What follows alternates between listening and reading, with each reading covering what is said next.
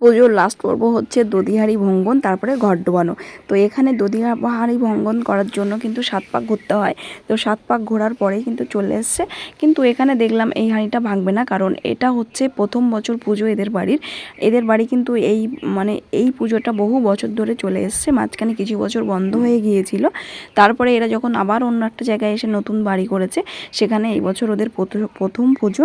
সেহেতু ঠাকুরমশাই বলেছিল, যেহেতু প্রথম বছর পুজো, এখানে মানে হাঁড়িটা ভাঙতে হবে না, পরের বছর আবার পুজো করে তারপরেই কিন্তু হাঁড়িটা ভেঙো। তো ওরা সেই মতোই জলটা শুধু ঢেলে দিয়েছে। দেওয়ার পরে এই ঘটগুলো নিয়ে চলে এসেছে পুকুরে দেওয়ার জন্য। এখানে এসেও ঘটগুলো নিয়ে 7 পাক ঘুরতে হয়।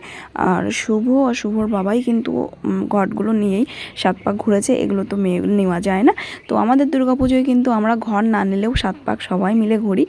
যে ছোট্ট একটা মিনি ব্লগ তোমাদের সাথে শেয়ার করলাম, জানিও কেমন লাগলো। দেখা হবে সুন্দর কোনো নেক্সট ব্লগে। So by.